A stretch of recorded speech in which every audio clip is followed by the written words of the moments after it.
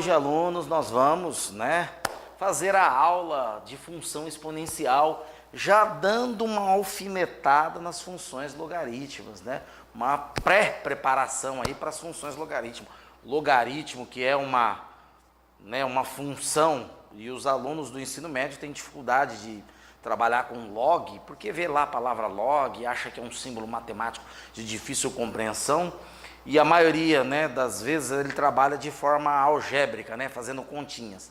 Nós aqui temos uma proposta de mostrar para vocês como forma de função. Claro que vai ter as continhas, vai ter as propriedades, a gente vai falar sobre tudo isso, tá certo? A aula passada nós falamos de função composta e função inversa, hoje nós vamos gravar a aula de função exponencial e suas principais características para depois entrarmos em logaritmo, correto? Essa aula vai ser parte teórica e depois a gente faz um feedback com um tempinho de exercícios, igual na aula passada, tá certo? Senão fica uma aula muito comprida e às vezes o aluno ele precisa de um feedback rápido. Então nós vamos dividir essa aula em conteúdo e depois exercício, certo? Sempre procurando despertar em você o raciocínio lógico, correto?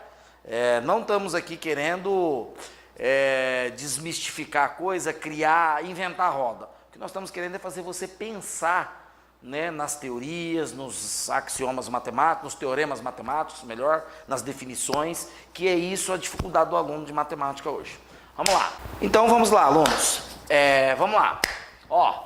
Seja A um número real positivo diferente de 1. Esse A tem que ser diferente de 1, depois vocês vão saber por quê. Denominamos de função exponencial de base A, esse mesmo A aqui, a toda função de reais para reais não negativos. Esse R mais aqui, que você está vendo com um sinalzinho de mais, R mais, reais não negativos, definida por f de x igual a elevado a x. Alunos, domínio, domínio reais contra domínio reais positivos, correto? Por quê? Para citar um exemplo clássico, esse A é a base da exponencial. Ele tem que ser diferente de 1. Ah, mas por quê, professor? Porque se ele for 1, imagina que ele seja 1 elevado a x. Qualquer que seja x aqui, vai dar sempre 1. Não é verdade? Todo número elevado a zero é 1. A hora que for 1 elevado a zero, vai dar 1. A hora que for 1 elevado a 1000, 1 vezes 1 vezes 1, 1000 vezes dá 1. Então esse A da base do exponencial tem que ser diferente de zero. Ele não pode ser 1, correto?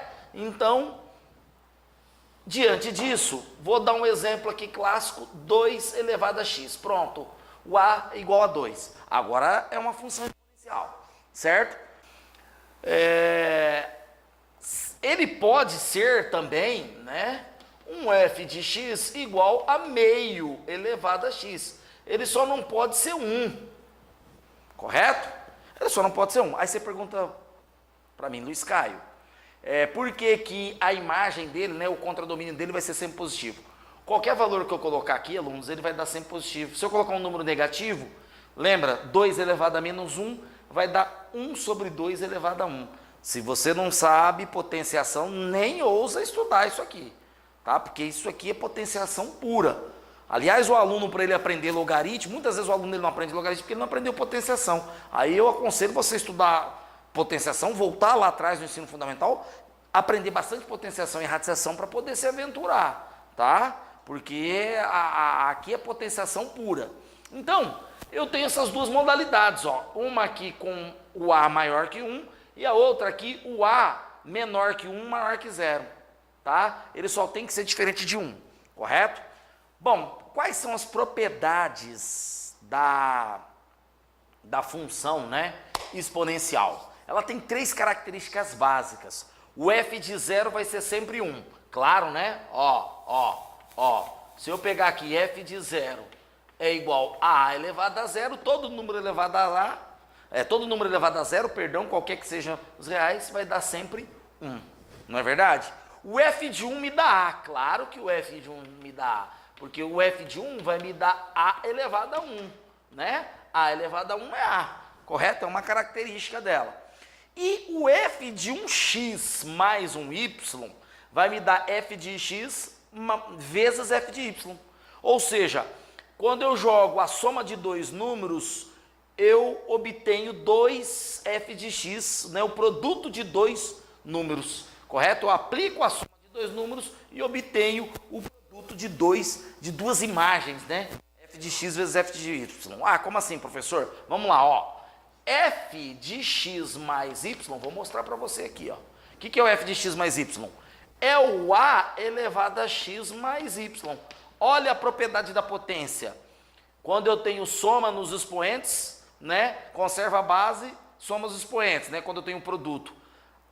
A recíproca é verdadeira. A soma dos expoentes me gera o produto, né, de a elevado a x mais y é a mesma coisa que a elevado a x vezes a elevado a y, correto? Isso é a propriedade de potência. A elevado a x é o f de x, olha lá, ó. A elevado a x é o f de x. A elevado a y é um f de y, olha lá, ó. A soma, né?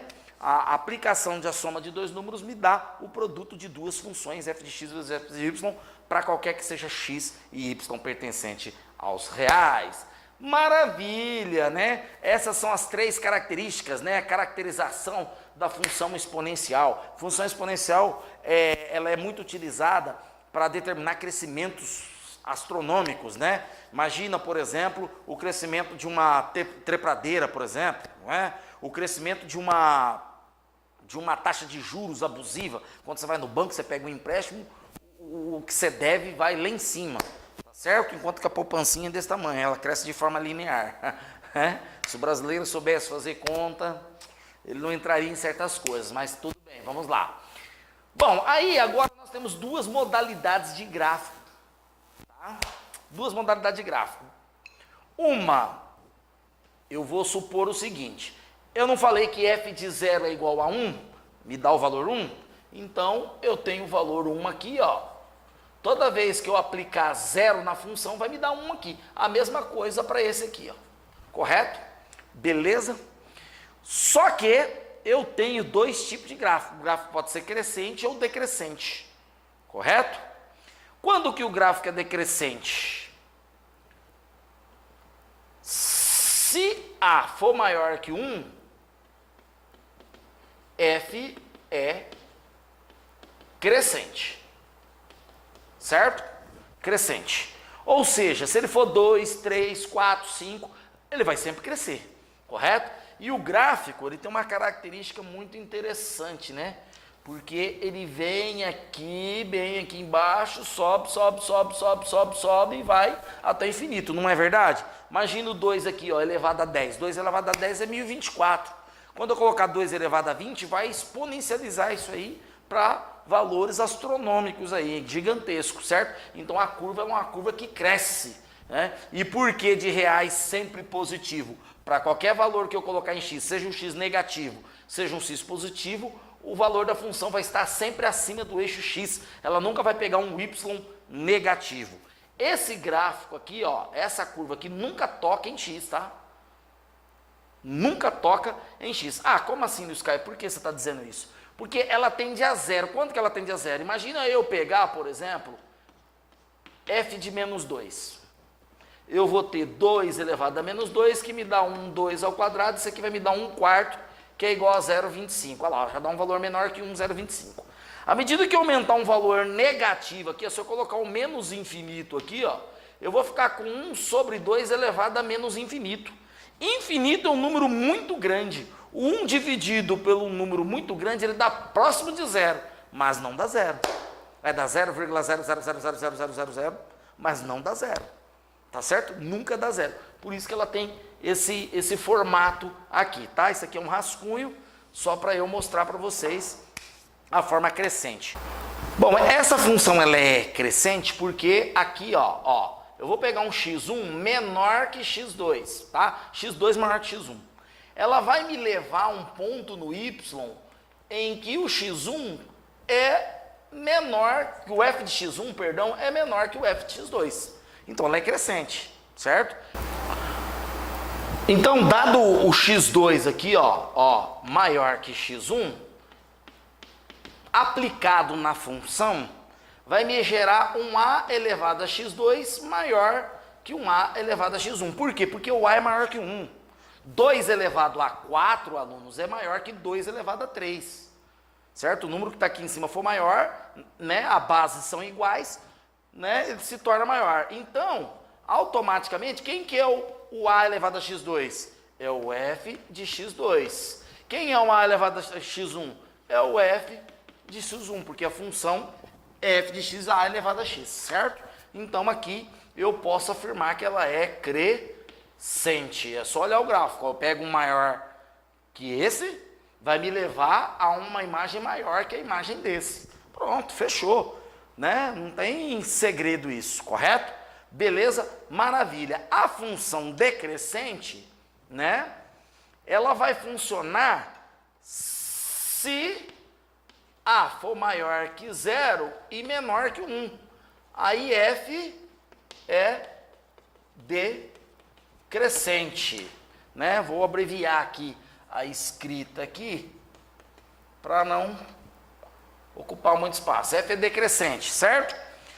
Seria uma reta, né, que vem, uma curva, perdão, que vem, não encosta em x, né? Ela nunca passa aqui embaixo, né? Porque é a função exponencial do tipo a elevado a x, correto? Depois nós vamos ver do tipo b vezes x, que é o modelo da outra função exponencial. Automaticamente, né, ela fica sempre acima do eixo.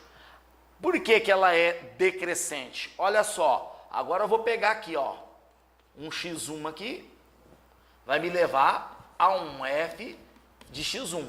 Olha o x2 aqui maior que x1, ó, vai me levar a um f de x2 aqui, ó, bem pequenininho aqui para você, correto? Esse x2 é maior que x1, mas ele me leva a um f menor que f de x1.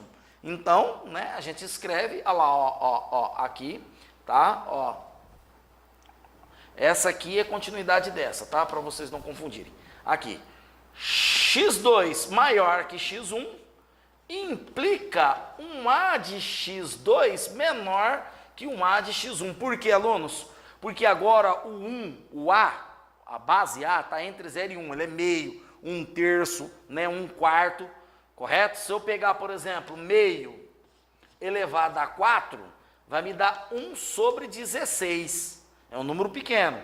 Se eu pegar meio elevado a 8, vai me dar 1/256. Esse vai ser menor que esse. À medida que cresce o expoente, esse aqui se torna menor, né? A base se torna menor. Então, né, quando eu tenho x2 maior que x1, o a de x2 vai ficar menor que a de x1. Automaticamente, né, aqui, ó, né, eu vou ter um f de x2 menor que f de x1. Decrescente. x2 maior que x1 me leva a um f de x2 menor que f de x1. Maravilha, alunos. Agora nós vamos fazer a função exponencial do tipo bx, né? E depois resolver 3 exercícios aí maneiro para você, né, botar aí na sua coleção de aulas, né, de videoaulas de função exponencial e mandar ver nos estudos, tá certo? Entender, alunos, definição, é uma função de real para reais positivos, né? Ela é definida por a elevado a x, esse a tem que ser diferente de 1, ele não pode ser 1, porque se ele for 1, ele vai dar sempre uma base 1, então não ela não tem crescimento, né? Ela vai ser uma função constante. Ela tem 3 características básicas, o f de 0 igual a 1, f de 1 igual a, que é a base, o f da soma me gera o f do produto, certo? O produto dos f, perdão. Entendeu? Correto? Entendeu os gráficos aqui? Maravilha. Então vamos fazer agora do tipo b vezes x. Bom, alunos, agora você vai ver a função exponencial, né, do tipo b vezes x, bax, né? É uma função de reais para reais, com f de x igual a b vezes a elevado a x, com a e b pertencente aos reais. Maravilha, maravilha, maravilha, né? Ou seja, É uma função exponencial, né, onde eu tenho um fator de crescimento aqui, uma quantidade inicial que multiplica o expoente. Ela pode ser escrita assim, ó, alunos, f de x igual a 3 vezes 2 elevado a x. Meio elevado a x, né? E tal. Mas por que reais para reais, professor? Naquela lá era reais. Porque agora eu posso ter um valor negativo multiplicando, né? Posso ter um menos 3 ali multiplicando e ela dá um valor negativo abaixo do eixo. Entendeu? Então é mais ou menos isso. Mas vamos se adequar aqui, que é a maioria das funções, né, que estão caindo nos vestibulares, aí, nos problemas vestibulares, elas estão aparecendo assim. É uma quantidade inicial, né, que multiplicado por uma potência de base 2, 3, 4, vai crescendo infinitamente. Juros bancários é uma função do tipo exponencial do tipo B vezes x. Você pega milão de entrada, né, R$1.000 de entrada, aqui, vezes o juro. E aí ele vai exponencializando. Bom, dentro desse conceito, o que a gente pode ver? Olha aqui, ó, eu desenhei os dois gráficos aqui, tá? A faixa amarela é a antiga, do tipo A elevado a x, correto? Se eu tenho um fator B, a hora que isso aqui for 1, B vezes 1 me dá B, então eu vou lá em cima.